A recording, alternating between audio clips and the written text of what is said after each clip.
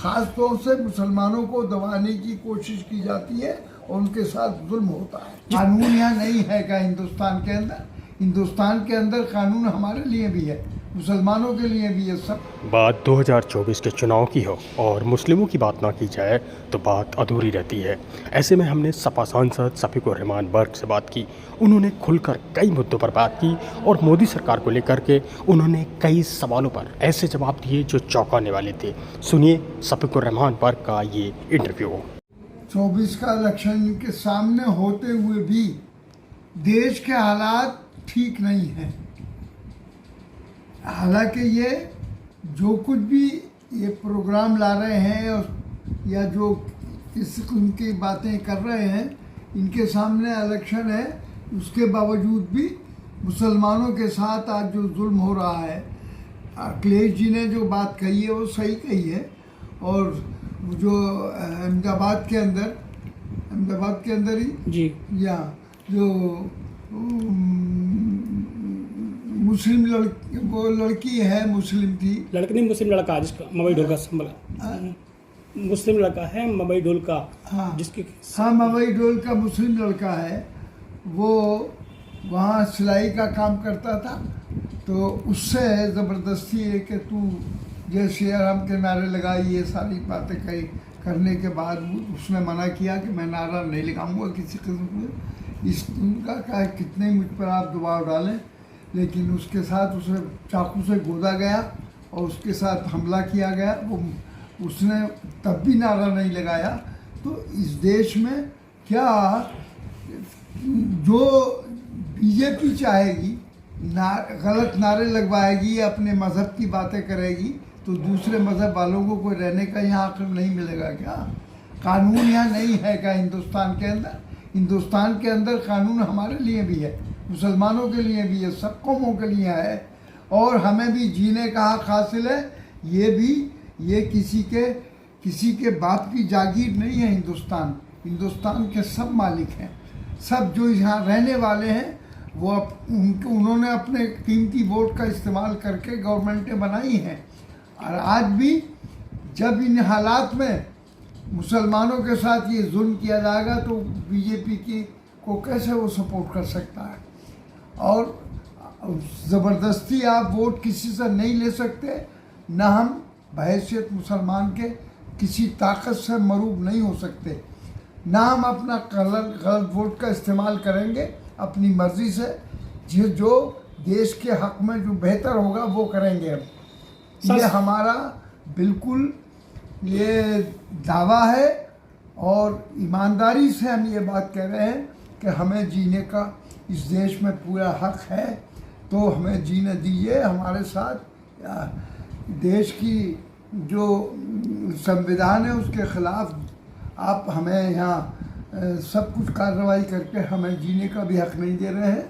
और मुसलमानों के साथ जो जुल्म और ज़्यादती हो रही है और मस्जिदों को तोड़कर मंदिर बनाया जा रहा है और मुसलमानों को ज़बरदस्ती पकड़कर मॉब लिंचिंग किया जा रहा है उनका, और जगह जगह मुसलमानों के साथ जुल्म ज़्यादती हो रही है, चाहे वह अहमदाबाद हो या कोई भी जगह हो। मेरे क्षेत्र के लोग भी इसकी जद में हैं। तो उन्होंने कोई जुल्म नहीं किया है, कोई ज़्यादती नहीं की है, लेकिन क्या मुसलमान इस देश में इतनी बड़ी तादाद में होते हुए क्या वो ज़िंदा नहीं रह सकता? नहीं, हमारा आज़्म है, इरादा है।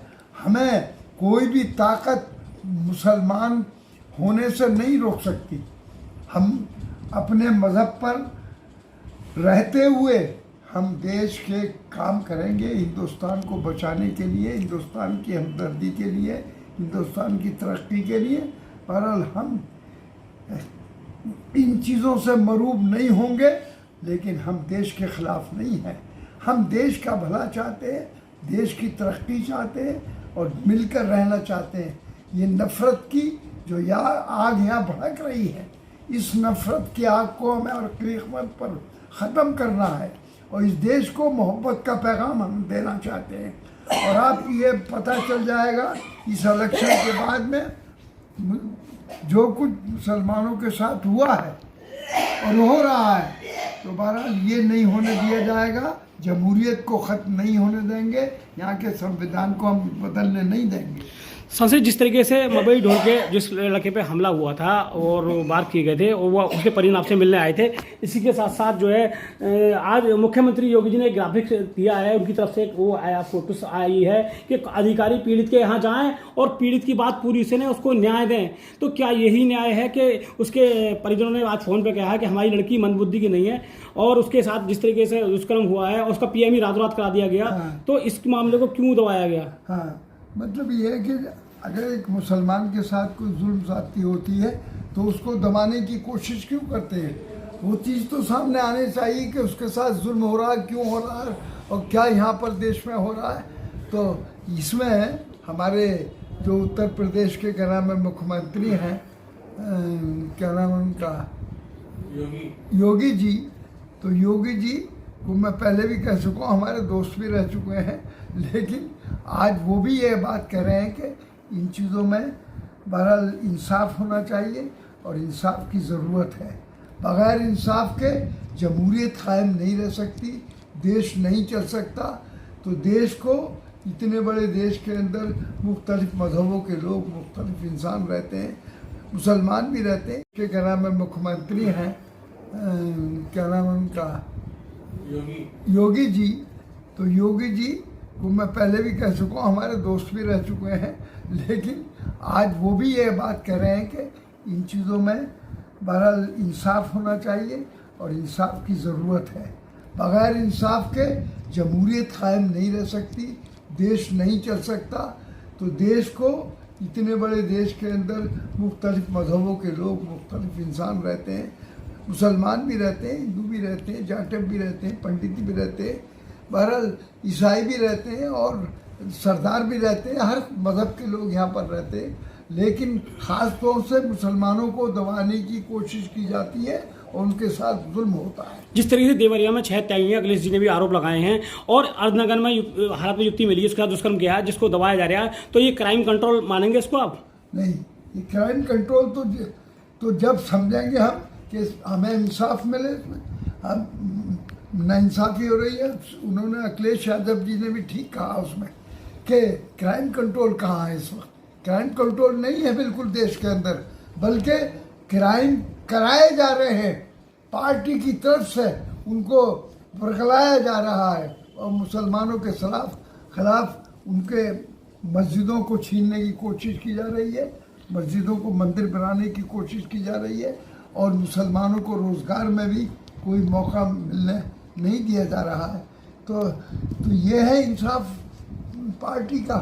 ये पार्टी है, हमेशा किसी देश की भी पार्टी हो या जो हुक्मरान पार्टी हो, वो बग़ैर इंसाफ के नहीं चल सकती। परिजनों ने ये भी आरोप लगाए हैं कि अक्सर थानों में जो है पीड़ित, जैसे उसका पिता है वो कह रहा है कि मुझसे ज़बरदस्ती तहरीर लगवाई है, जो आप बता रहा है कि मेरी लड़की के साथ ये हुआ है, तो उसको वो ना लिखवा करके और ये लिखवा दिया जाता है कि मेरी लड़की की हत्या हुई है, बस इतना कर दिया जाता है। नहीं, बहरहाल जो जिसके साथ जुल्म होता है उसके जो सरपरस्त हैं, उनके घर वाले हैं, कोई रिपोर्ट सही लिखवाने के लिए जाते हैं तो वो बदल दी जाती है और उसको जो जिस तरीके से उसके साथ जुल्म और ज़्यादती होती है, बजाय इसके एक मामूली रिपोर्ट उसकी लिख दी जाती है और उसको छुपाया जाता है। तो ये क्राइम कंट्रोल कहाँ है? इससे तो देश के अंदर, देश के हालात रोज़ बरोज़ ख़राब हो रहे हैं और प्रजातंत्र की जड़ें, ये डेमोक्रेसी की, जमहूरियत की जड़ों को खोखला किया जा रहा है। Thank you sir.